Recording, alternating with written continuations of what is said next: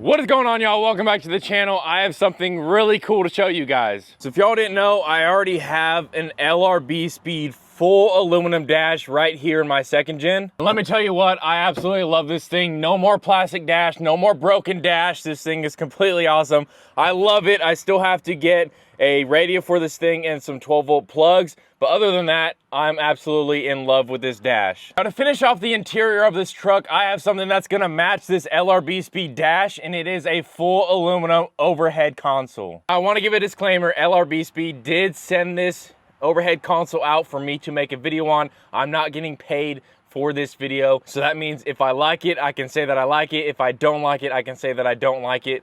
But I wanna give you guys a disclaimer. I did get this product for free in exchange for a video.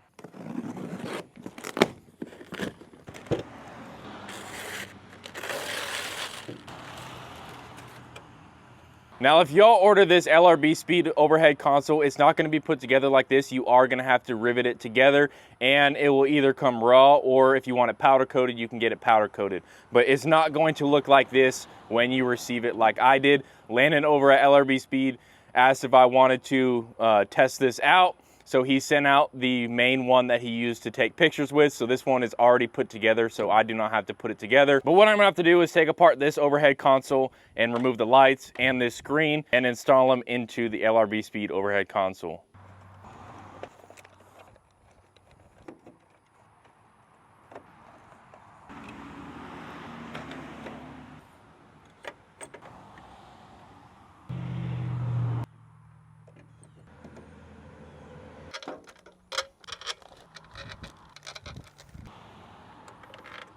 So unfortunately, while I was building the LRB Speed overhead console, it started raining yesterday. It still kind of is raining today, but not as much. I think it should clear up, maybe not. There's a huge dark cloud over there. In last video, you guys know that I pulled the wiring out of the parts truck. So yesterday, while it was raining off and on, I came over here and installed all of this wiring. This truck already had wiring for the cab lights.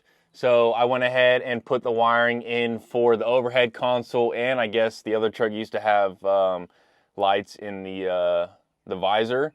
So that wire comes over here. I've already have it plugged into the rearview mirror. This one goes into the overhead console. All tight, nice together, all the way down. So this truck already had cab lights, like I said. So what I had to do with the wiring for the cab lights was plugged into the fuse panel where I needed to plug the new wiring harness in it. What I did was I unpinned the cab lights, the hot wire for the cab lights out of that old wiring harness. So I repinned that wire into the new harness. So when I plugged it back into the fuse panel, into the back, the lights actually work. Now when I turn the headlights on, my cab lights turn on. Then obviously my regular lights turn on as well. So all the wiring is ran, ready to go. We have this overhead console finished. So unfortunately, I have a new wiring harness coming tomorrow, but the switch is on here. This one keeps falling out. I gotta resolder it so it stays in, I guess plastic weld it to make it stay in. That would be fine if this one actually worked, but this plug actually doesn't work. The button doesn't click. So I have a new wiring harness coming tomorrow, so we'll go ahead and do that. We'll swap all this out. I want to do that before all of this gets put up so I don't have to do it again. So we're gonna wait till tomorrow to get this done.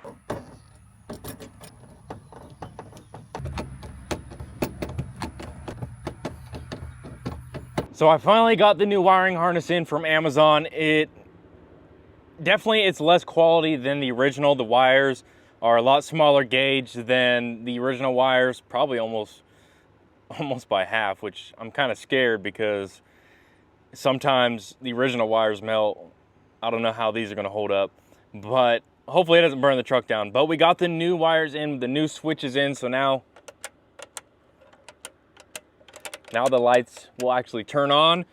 But other than that, everything wired up. I'm ready to throw this into the truck in case I have to pull it down. Oh, let's see that light turn on. Yeah, there it is. Oh, CCD.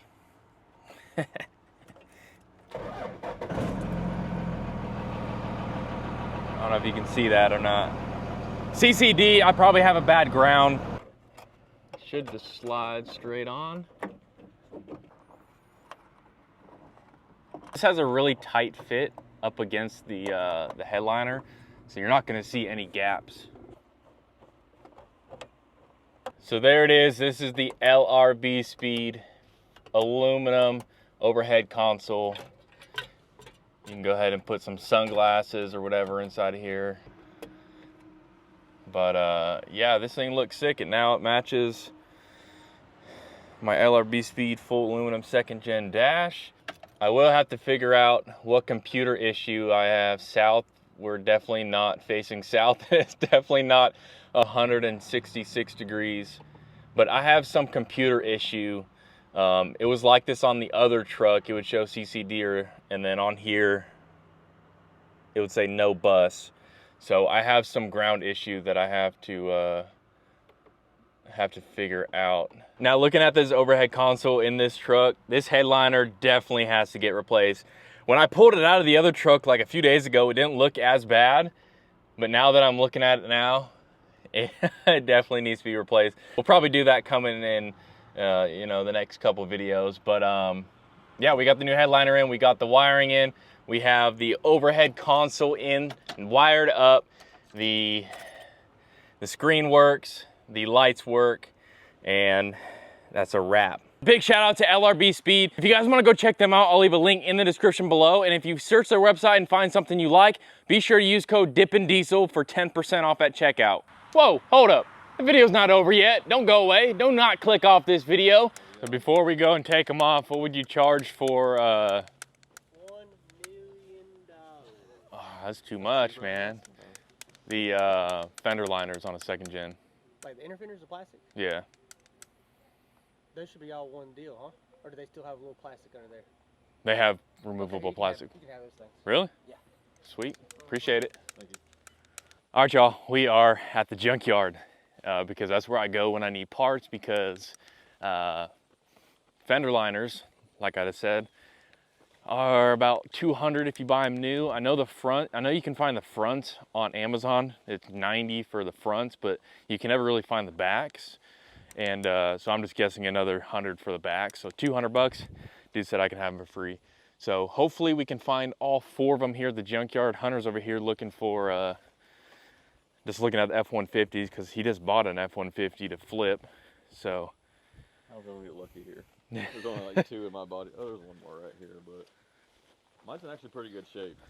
what about some tail lights? Oh, actually, the tail lights look good. This must be an FX4 or something. No tail light on that side. But yeah, we're here back at Wayne's junkyard. Hopefully, I see a front right there. Hopefully we can find all 4. So we got one right here for the front. We got one right here for the back. Yeah, now we're sitting in the truck because it's raining. So we're gonna chill out here until the rain stops.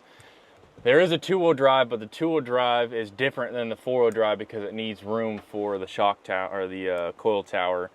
So I'm hoping that a couple more of these trucks are 4-wheel drive. Is that one 4-wheel drive? No, it's missing anyway. Damn. But we have a front, 1 front and 1 back so far. Not good, not looking good. So if y'all are removing any type of clips, this is one of the best tools you can get. Check it out. So pretty much all you do is put it behind the clip, squeeze, and it pulls them out. I don't need these clips because I got brand new ones. I have these stupid little plastic rivet things. I have just regular push, but we got this one out. So now we need to get the passenger side back, and then we need to find a passenger side front and a driver side back. So hopefully we can find one here.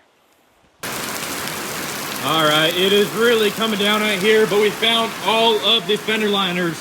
The only problem with this one right here is that it's for a 2-wheel drive. So as you can see, it doesn't have the cutout for the coil tower. So what I think I'm gonna do, since I could not find a 4-wheel drive one, I'm gonna match up the, this is a passenger side, I'm gonna match up the driver's side and then just cut right here, sand it down, smooth it out, and hopefully it'll look good to work with a four-wheel drive one. Man, these fender liners are dirty. I'm gonna do the same thing I did with the top of that bumper. I'm gonna clean both sides, but when I go to actually use this trim and bumper paint, the back doesn't really matter. So I'm just gonna go ahead and spray the part that you're gonna see with the trim and bumper paint, but I'm gonna clean the whole thing.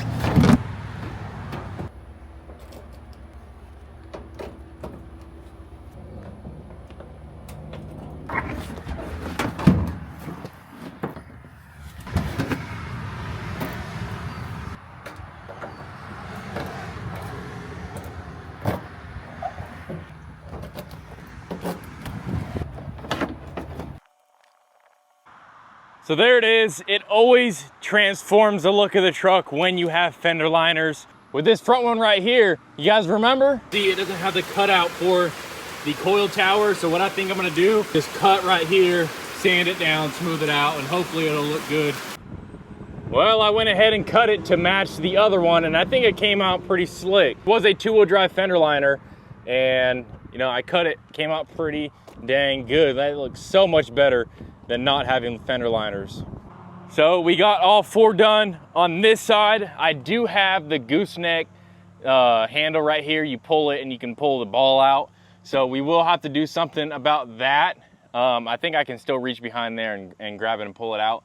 But we might end up having to cut a hole in here for the gooseneck ball, which I don't really want to do because these are, you know, pretty good fender liners. But to be able to use the gooseneck, we're gonna have to do that.